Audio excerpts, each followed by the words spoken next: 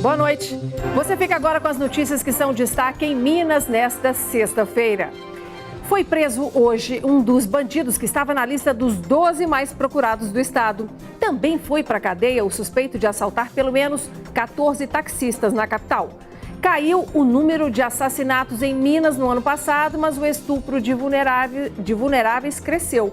Os dados foram anunciados hoje pelo governador Fernando Pimentel. E o dia também foi de prestação de contas para o prefeito de BH, que foi à Câmara apresentar os resultados de 2017. E nesta semana em que a PBH decretou situação de emergência por causa das chuvas, nosso comentarista Carlos Lindenberg analisa o que a prefeitura deixou de fazer e as responsabilidades que os moradores da capital precisam assumir para evitar o caos de novas enchentes. Lembra da promessa feita ao consumidor há 9 meses, que depois da cobrança de bagagens o preço das passagens iria cair? Não caiu e o consumidor reclama com razão.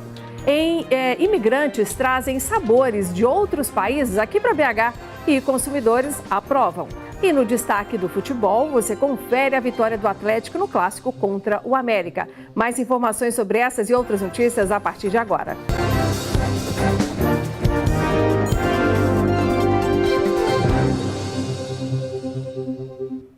Os assassinatos em Minas Gerais diminuíram 6% no ano passado e atingiram a menor taxa do crime nos últimos 6 anos. O balanço da criminalidade foi apresentado hoje pelo governo, que comemorou o resultado das ações do Estado nesta área da segurança pública.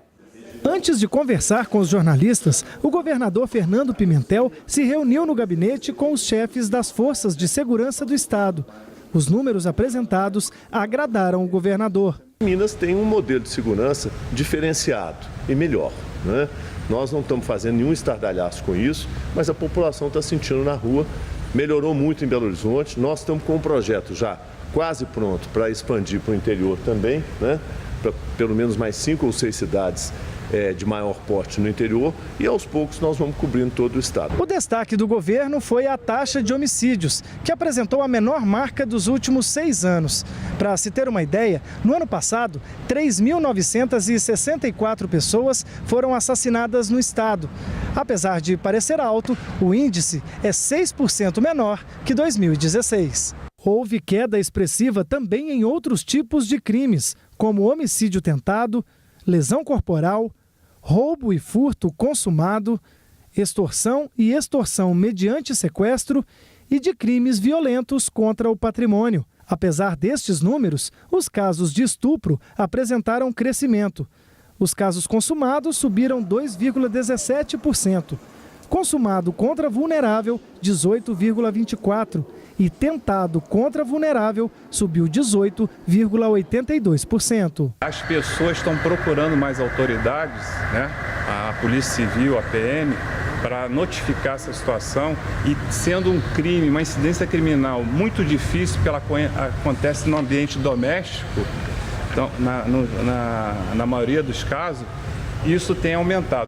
Durante a apresentação dos números, o governo anunciou que a partir de abril, novos policiais estarão nas ruas. Serão 1.400 homens a mais na capital e 800 no interior. Um dos estudos que estamos fazendo de viabilidade é de extensão do horário da base para o período da manhã também, talvez com um conceito um pouco mais diferente, um emprego de militares menor do que o da parte da tarde, porque a parte da manhã, estatisticamente, é um horário que a gente não pode dispor de um efetivo muito grande, porque fica um recurso empregado dissociado de uma estatística criminal.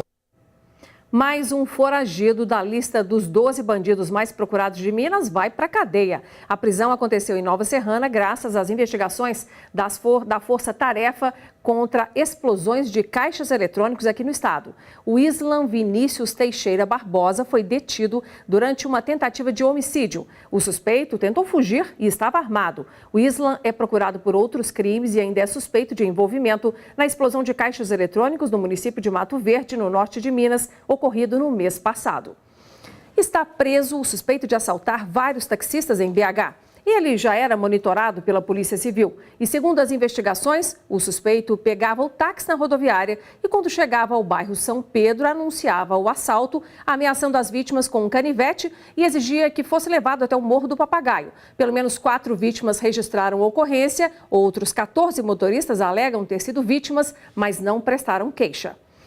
O prefeito de Belo Horizonte, Alexandre Calil, prestou contas da administração da capital à Câmara de Vereadores na manhã de hoje. Essa reunião é prevista na lei orgânica do município, com os cortes no número de secretarias que passaram de 22 para 16 e redução de quase 3 mil cargos comissionados, entre outras alterações. A economia chegou a 120 milhões de reais.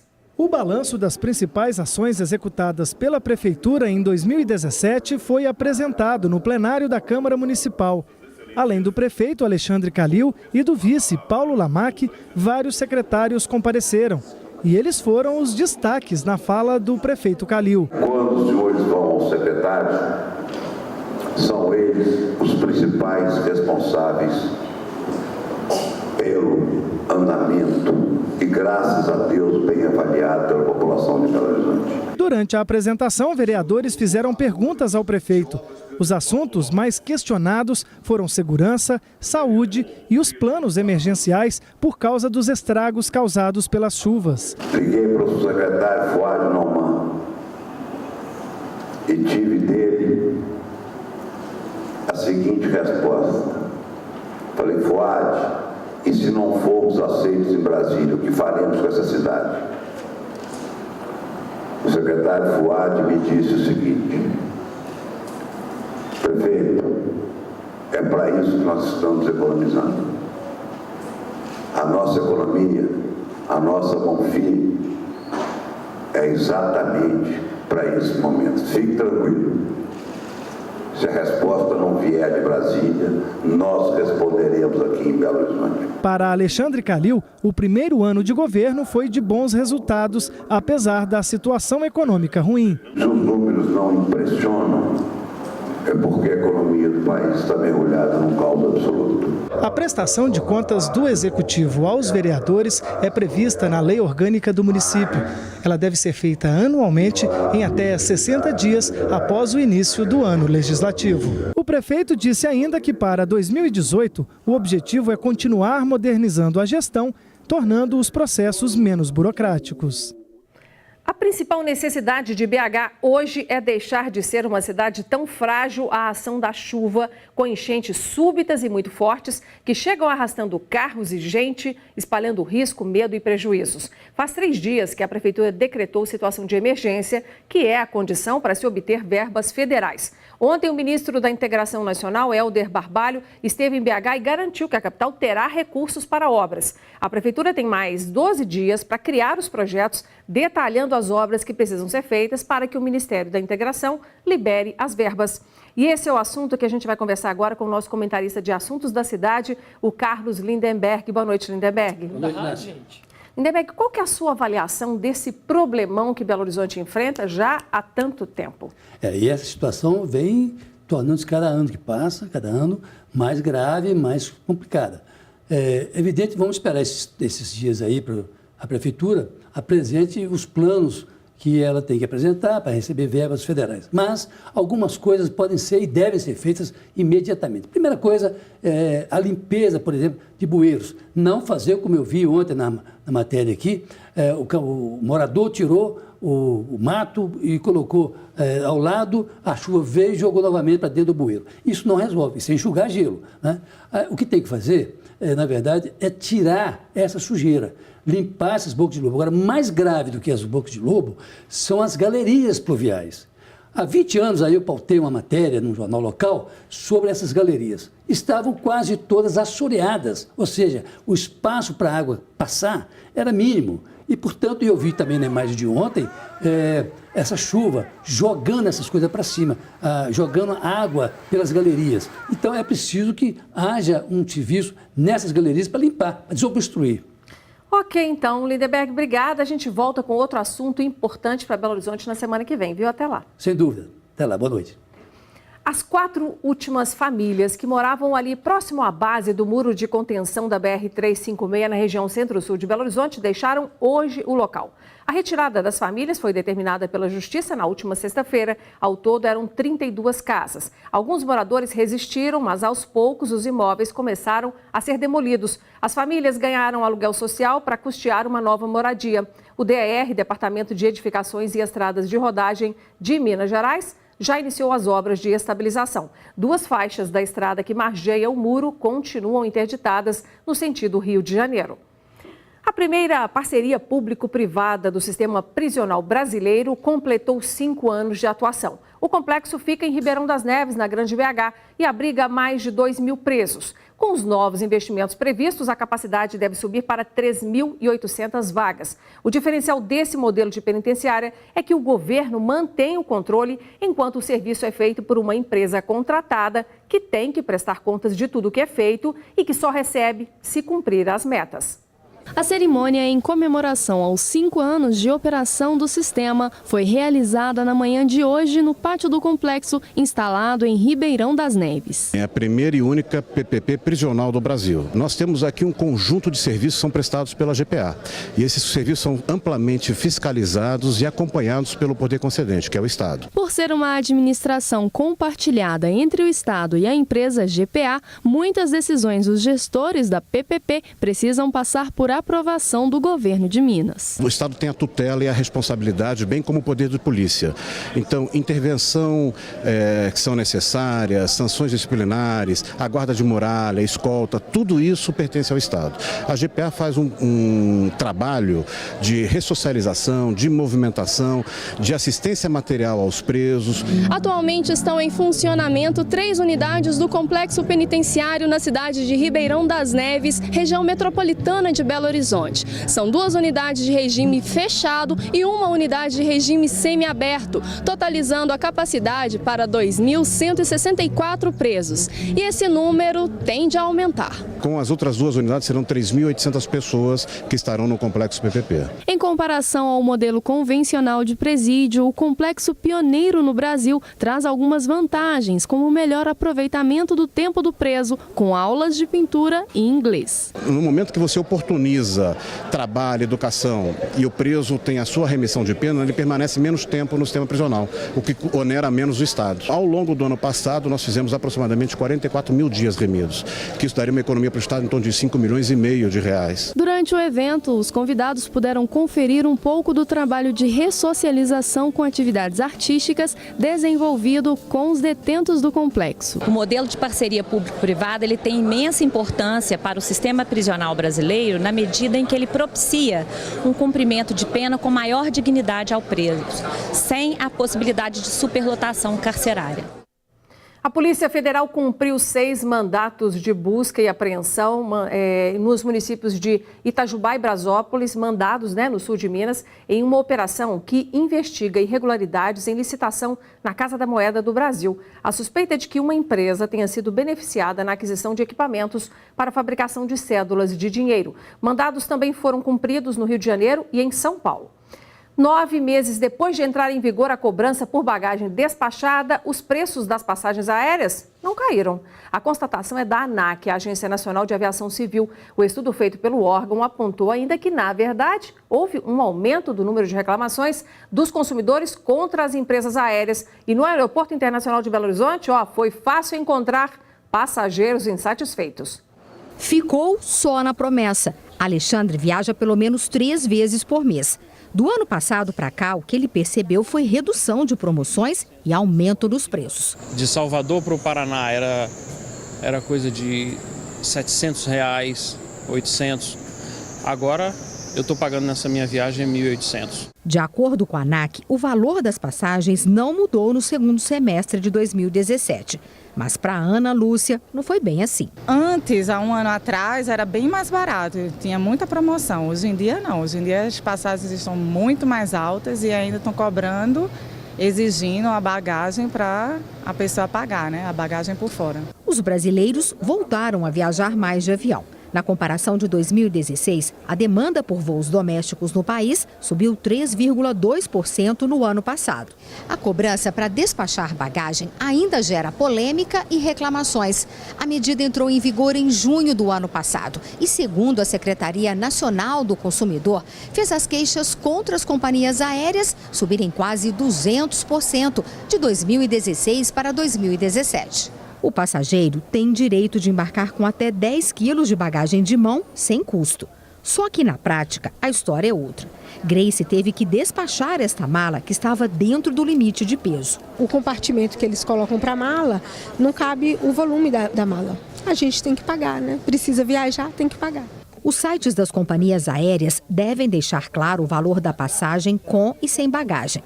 Mas Rodrigo já enfrentou problemas e teve que pagar mais caro na hora do embarque. Quando eu entro no site, eu percebo que não é nítido a informação que não está incluso a bagagem. Se a informação não é nítida, o consumidor está sendo lesado. Continue denunciando, continue expressando a sua insatisfação, porque não se pode tolerar este abuso. As companhias aéreas dizem que o combustível, o aluguel e manutenção das aeronaves compõem a maior parte do custo dos bilhetes. Para elas, a nova regra permitiu aumentar as opções e benefícios para os passageiros. Mas para o Antônio, que já aceitou encolher o tamanho da bagagem, continua difícil encarar os preços das passagens. Esse dia eu estava em Salvador, para Ilhéus, me pediram a insignificância de R$ 1.800 de uma passagem para 25 minutos de voo. Quer dizer, você faz de Londres a Nova York por $150. É irreal. Com certeza irreal, ele está certinho, né? Gente, depois do intervalo, vamos falar sobre futebol. O Atlético venceu o América por 1-0 no Independência e os melhores momentos da partida você vai ver a seguir.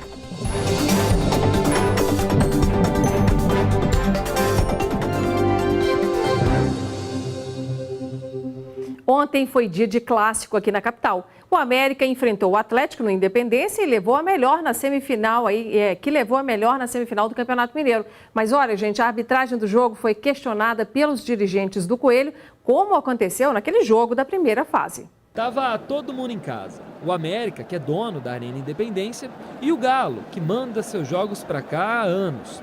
Ontem era o mandante do estádio e do ritmo de jogo. Ricardo Oliveira que o diga. O Pastor começou querendo balançar as redes de qualquer jeito. Tentou até de bicicleta. Esta cobrança de falta que não foi muito legal. Só não foi pior que a marcação dela. O árbitro Igor Benevenuto viu falta do goleiro neste lance. E esse seria só o começo da polêmica. Bom, independentemente disso, o Atlético dominou o América no primeiro tempo. Teve gente que até gritou gol neste lance, mas o Ricardo Oliveira, bom, deixa pra lá. A torcida americana também gritou o gol. Ailon completou após o cruzamento do Luan, mas foi marcado impedimento e dá-lhe reclamação. A arbitragem fez uma grande arbitragem, entendeu? A gente tem que tirar o chapéu para eles, que eles conseguem ter uma certeza de algumas coisas que são assim, extremamente difíceis, né? A certeza que eles têm dos toques nossos da bola, né, a bola que está entrando, é uma coisa que eu tenho que tirar o chapéu. Realmente é destaque. E acho que é conveniente, até inteligente da federação, que eles possam manter esse ar para o próximo jogo. Na segunda etapa, o Coelho voltou melhor e não demorou muito para marcar, mas de novo em impedimento. Rafael Lima tinha dado aquela cabeceada certeira, mas o Rafael Moura, em posição irregular, completou. He-Man, essa não precisava. Aí o Galo acordou, e quem parece que acordou também foi o Casares. O venezuelano, que vinha sendo criticado nos últimos jogos, aos trancos e barrancos, marcou o único gol da partida. Tudo bem que ele poderia ter se consagrado, tabelou bonito com o Ricardo Oliveira e concluiu consciente. Mas fica para a próxima. Final de jogo, Atlético 1, América 0. Domingo o jogo é de novo aqui, na Arena Independência, mas a vantagem trocou de lado. O América, segundo colocado na fase de classificação, precisava apenas de 2 empates para chegar à final. Com a vitória, é o Galo que tem essa vantagem. Mas mesmo assim, o técnico Thiago Largue garante que vai entrar com um time ofensivo no próximo clássico. Nossa ideia é impor o jogo. O Atlético é um clube grande, é um clube que precisa jogar para cima. A torcida, ela gosta do time jogando para frente, de um time ofensivo, de um time que marca forte. E é em cima desse modelo de jogo que a gente quer trabalhar. O segundo jogo das semifinais do Campeonato Mineiro será no domingo. O Cruzeiro vai enfrentar o Tupi no Mineirão e o Atlético voltará a se encontrar com o América no Independência. O repórter e comentarista André Salles já está aqui com a gente. Boa noite, André. Boa noite. André, depois das reclamações do Coelho e do América, a Federação Mineira de Futebol vai promover alguma mudança na equipe de arbitragem? Exatamente, promover uma mudança na postura, né? Se antes o sorteio teve um árbitro mineiro e um de fora, dessa vez não, os 2 árbitros de fora e, logicamente, quem vai apitar os 2 jogos das semifinais são árbitros de outros estados. No caso do jogo do Cruzeiro contra o Tupi, um árbitro do Rio de Janeiro, e no caso do clássico entre América e Atlético, é um árbitro que apita por Santa Catarina. Tomara que dê certo e que a arbitragem não chame mais atenção que o futebol, né? Com certeza. André, mas faz aí então para mim, na sua opinião, destaque dos 4 times que vão entrar em campo em domingo. O que você chama a atenção? Pois é, eu acho que a gente pode chamar a atenção principalmente na diferença entre a postura dos times Atlético e América. Por quê? Se antes o América tinha a vantagem de jogar por 2 resultados iguais, essa vantagem foi invertida com a vitória do Atlético. Ou seja, desta vez é o Atlético que entra em campo classificado. O América vai ser obrigado a atacar um pouco mais e oferecer o contra-ataque para o Atlético. Já falando de Tupi e Cruzeiro, o Tupi não deve mudar muito a postura, sair muito para o jogo, mas ainda assim vai ter que sair, porque o 0-0 e até o 1-0 contra uma derrota por um gol de diferença leva o Cruzeiro para a final. Tá certo, você volta segunda contando os resultados. Com Obrigada. certeza, eu que agradeço. A produção das indústrias mineiras apresentou queda pelo 4º mês consecutivo. A pesquisa Sondagem Industrial, divulgada nesta sexta-feira pela FIENG, mostra que a atividade do setor em fevereiro aponta aí para uma redução de cerca de 10% na pontuação, que chegou a 48,2 pontos. Só quando passa de 50 pontos, gente, é que é sinal de crescimento. A boa notícia é que o número de empregados se manteve praticamente estável, indicando que as indústrias mineiras devem reagir nos próximos meses. E a seguir, você vai conhecer pratos típicos da cozinha internacional que fazem sucesso aqui em BH, a capital da gastronomia em nosso país.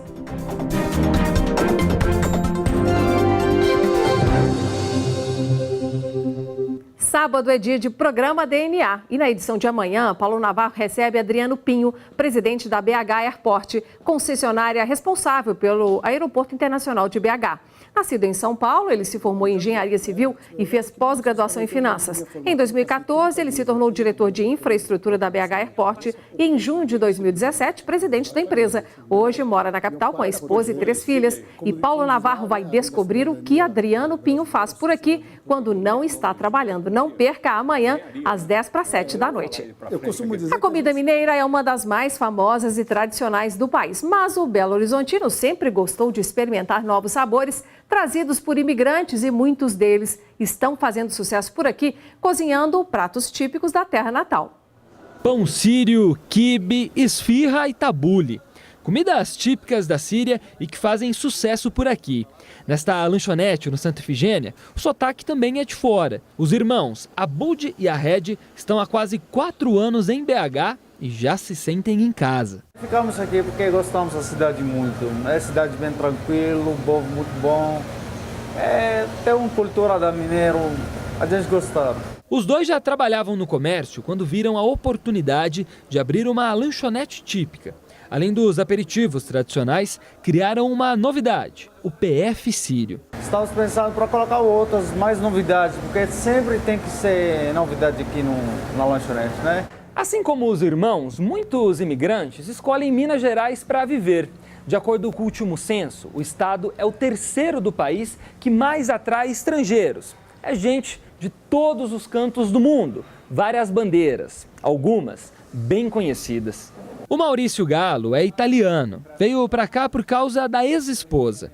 Há 11 anos no Brasil, suas massas e molhos fazem bastante sucesso na capital de Minas. Um molho feito com tomate italiano pelado, que vem de um piccolo vilareggio di Napoli, que se chama Somma Vesuviana. Um tomate com pouca acidez, doce. A comida cai fácil no gosto de quem prova, mas Maurício conta que precisou se adaptar às refeições brasileiras. Na Itália temos praticamente um pranzo que demora muito. Um almoço ou no jantar que demora 3 ou 4 horas. Comer essas comidas é como conhecer um pouquinho da cultura de outros países. Eu coloquei o tempero nosso, mas com mais o jeito que os brasileiros gostam. Isso fica muito cheia, a massa fininha, saborosa. Tem que ser assim, entendeu? E uma última notícia, Minas Gerais registra os primeiros casos de contaminação por influenza neste ano. Até o momento foram notificados 221 casos de síndrome respiratória aguda grave, 8 deles causados pelo vírus da influenza. Nenhum dos pacientes morreu.